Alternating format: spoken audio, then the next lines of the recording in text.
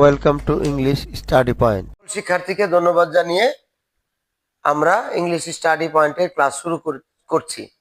আমরা বিগত ক্লাসগুলোতে ইংলিশ সেকেন্ড পেপার এর 1 নং প্রশ্নের আনসার করার বিষয়ে কথা বলেছিলাম। 1 নং প্রশ্নের আনসার করতে হলে আমাদেরকে 3 ধরনের ওয়ার্ড ব্যবহার করতে হবে: আর্টিকেল, প্রিপোজিশন এবং পার্টস অফ স্পিচ। প্রশ্নপত্রের মধ্যে answer to the question number 1 এর ক্ষেত্রে এরকম একটা বক্স থাকবে। বক্সের ভিতরে 10টি ওয়ার্ড থাকবে। 10টি ওয়ার্ড থাকবে, ওগুলো হবে কি আর্টিকেল, প্রিপোজিশন এবং পার্টস অফ স্পিচ।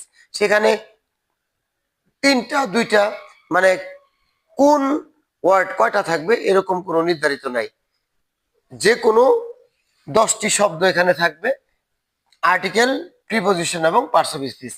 আমরা এই বক্সের ভিতরে যদি লক্ষ্য করি তাহলে এখানে দেখতে পাবো এখানে ইন, ফর, টু 3টা প্রিপোজিশন আছে, আর এ এবং দা 2টা আছে আর্টিকেল, এবং ডেভেলপ এবং কাইন্ড 2টা আছে পার্টস অফ স্পিচ। সুতরাং ইন তার নিয়ম অনুযায়ী ব্যবহৃত হবে, এ এবং দা আর্টিকেলের নিয়ম অনুযায়ী ব্যবহৃত হবে, ফর এবং টু এদের প্রিপোজিশনের নিয়ম অনুযায়ী ব্যবহৃত হবে। তাহলে আমরা গত ক্লাসে বলেছিলাম যে আমরা তোমাদেরকে দেখাবো যে প্রিপোজিশন গুলো কখন, কোথায়, কোন ক্ষেত্রে, কিভাবে ব্যবহৃত হয়। তাহলে আমরা লক্ষ্য করি এখানে ইন আছে প্রথম বক্সের ভিতরে। ইন আছে, ইন কোন অর্থে ব্যবহৃত হয়? সীমানার মধ্যে অর্থ দিতে ইন ব্যবহৃত হয়। যেমন we live in a house, আমরা একটা বাড়িতে বসবাস করি। We live in a house, আমরা লিখি we live in a house. এই যে ইন, এই শূন্যস্থানে কি বসলো? ইন ব্যবহৃত হলো। এই ইন মধ্যে অর্থ দিতে ব্যবহৃত হয়েছে। এছাড়াও ইনের কিন্তু আরো একাধিক ব্যবহার রয়েছে। যেমন আমরা যদি এখানে একটা উদাহরণ লিখি, যেমন হি লিভস অ্যাট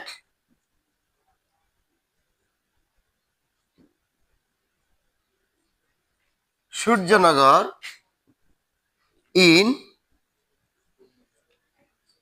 নালিতা বাড়ি। তাহলে যে ইন, এই হলো অ্যাট, এবং ছোট স্থানের পূর্বে ইন ব্যবহৃত হয়। ইনের আরো ব্যবহার আছে, যেমন I am not in good health. এই বাক্যটা I am not in good health,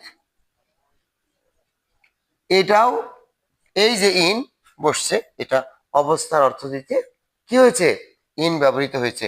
সুতরাং কোন সীমানার মধ্যে অর্থ বোঝাতে ইন ব্যবহৃত হয়, বড় স্থানের পূর্বে ইন ব্যবহৃত হয়, অবস্থা বোঝাতে ইন ব্যবহৃত হয়, বড় সময়ের পূর্বেও কিন্তু ইন ব্যবহৃত হয়।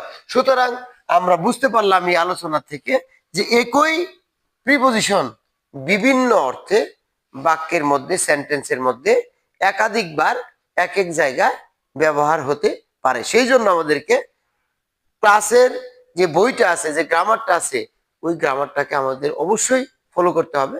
গ্রামারের ভিতরে আমরা লক্ষ্য করলে দেখতে পাবো যে সেখানে একাধিক জায়গায় বিস্তারিতভাবে কোন কোন জায়গায় কোন কোন প্রিপোজিশন ব্যবহৃত হয় সেগুলো দেওয়া আছে। আমরা এখানে লক্ষ্য করলে দেখব যে অ্যাট আছে। অ্যাট কোথায় কোথায় ব্যবহৃত হয়? ওই যে আমরা বললাম ছোট স্থানের পূর্বে কি হয়? অ্যাট ব্যবহৃত হয়। দিকে অর্থ দিতেও কিন্তু অ্যাট ব্যবহৃত হয়। যেমন কেউ বলল লুক অ্যাট দ্য ব্ল্যাকবোর্ড, ব্ল্যাকবোর্ডের দিকে তাকাও, সেই ক্ষেত্রে কিন্তু অ্যাটের ব্যবহৃত হয়। সময়ের পূর্বেও অ্যাট বসে, মাত্রা বোঝাতেও অ্যাট ব্যবহৃত হয়, এবং দিকে অর্থ বোঝাইতেও অ্যাট ব্যবহৃত হয়, মূল্য বা প্রাইস বোঝাতেও অ্যাট ব্যবহৃত হয়, পরিমাপ, পরিমাণ ইত্যাদি বোঝাতেও অ্যাট ব্যবহৃত হয়। আমরা ইন এবং অ্যাট, এই যে ইন, ইনের আরো ব্যবহার যদি আমরা বলি তাহলে দেখব বছর বা মাসের পূর্বে ইন ব্যবহৃত হয়। যেমন I shall go to Dhaka I shall go to Dhaka in January, আমি জানুয়ারিতে ঢাকা যাব, সেই ক্ষেত্রে ইন ব্যবহৃত হয়। অ্যাবাউট, সম্পর্কে অর্থ দিতে অ্যাবাউট ব্যবহৃত হয়, সম্পর্ক অর্থ দিতে অ্যাবাউট ব্যবহৃত হয়। এছাড়াও প্রায় অর্থ দিতে অ্যাড ব্যবহৃত হয়, চারদিকে অর্থ দিতে অ্যাড ব্যবহৃত হয় এবং উপলক্ষে, উপলক্ষ অর্থেও অ্যাড ব্যবহৃত হয়। বাই, বাই হইল কোনো কিছু দ্বারা দিয়া অর্থ বোঝাতে কি হয়, বাই ব্যবহৃত হয় এবং পাশে অর্থ বোঝাতেও বাই ব্যবহৃত হয়। বিহাইন্ড, পিছনে অর্থ দিতে বিহাইন্ড ব্যবহৃত হয়। যেমন there is a tree behind the house, বাড়ির পিছনে কি আছে, একটি, ঘরের পিছনে একটি গাছ আছে। টু, কোনো কিছুর দিকে বা অভিমুখে অর্থ দিতে টু ব্যবহৃত হয় এবং অফ, এর অর্থ দিতে অফ ব্যবহৃত হয়। ফর, ফর জন্য অর্থ দিতে ফর ব্যবহৃত হয়।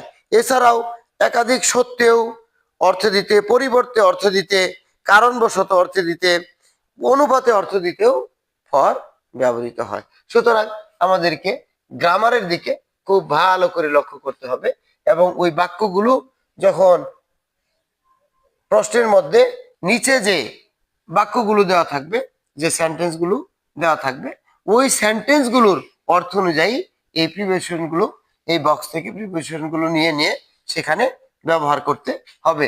সেই এবং এই আর্টিকেলগুলো তার নিয়ম অনুযায়ী শূন্যস্থানের মধ্যে বসায় দিতে হবে। সুতরাং আমরা যদি আর্টিকেলের ব্যবহার এবং প্রিপোজিশনের ব্যবহার সুন্দর মতো করি, তাহলেই আমরা 1 নং প্রশ্ন উত্তরটা করতে পারবো, ইংলিশ সেকেন্ড পেপারে 1 নং প্রশ্ন উত্তরটা করতে পারবো। এখন আমরা আসি দেখি, এখানে পার্টস অফ স্পিচ আছে, এটার কিন্তু বিস্তারিত আরেকটা ক্লাসের প্রয়োজন আছে, কেননা পার্টস অফ স্পিচ গুলো যেভাবে তাদের রূপ পরিবর্তন করে, সেই রূপ পরিবর্তন গুলো আমাদেরকে শিখতে হবে। পার্টস অফ স্পিচের রূপ পরিবর্তনের অনেকগুলো নিয়ম আছে, যেগুলো আমরা আগামী ক্লাসে তোমাদেরকে দেবার চেষ্টা করব। আমরা আরেকবার রিভিশন দিয়ে নেই। Answer to the question number 1, অর্থাৎ 1 নং প্রশ্নের উত্তরের জন্য আমাদেরকে বক্সের ভিতরে এই ধরনের শব্দ দেওয়া থাকবে, in, a, develop, the, for, kind এবং টু। এখান থেকে আমরা শব্দগুলো বেছে নেব যে কোনগুলা আর্টিকেল, কোনগুলো প্রিপোজিশন এবং কোনগুলো পার্টস অফ স্পিচ। এখানে ইন এবং ফর, টু, এই তিনটা হলো প্রিপোজিশন, এ হলো আর্টিকেল, দি হলো আর্টিকেল, ডেভেলপ এবং কাইন্ড এই দুইটা হলো পার্টস অফ স্পিচ। সুতরাং আমরা এই আর্টিকেল গুলোকে তাদের নিয়ম অনুযায়ী এবং পার্টস অফ স্পিচ গুলোকে তাদের নিয়ম অনুযায়ী ব্যবহার করার চেষ্টা করব। এর পরের ক্লাসে আমরা দেখাবো যে বাক্যের মধ্যে ওয়ার্ড গুলো কিভাবে তাদের রূপ পরিবর্তন করে ব্যবহৃত হয়। তারপরে আমরা পূর্ণ একটি টপিস, অর্থাৎ পূর্ণ একটা টেক্সট আমরা এখানে শূন্যস্থান আকারে প্রকাশ করে দেখাবার চেষ্টা করব যে কিভাবে আর্টিকেল এবং প্রিপোজিশনের ব্যবহার সঠিকভাবে 1 নং প্রশ্নের উত্তরের জন্য করতে হয়। সুপ্রিয় শিক্ষার্থী, তোমরা বেশি বেশি করে চর্চা করো, পরীক্ষা কিন্তু অত্যন্ত নিকটে, অবশ্যই তোমাদেরকে পরীক্ষার জন্য প্রস্তুতি গ্রহণ করতে হবে।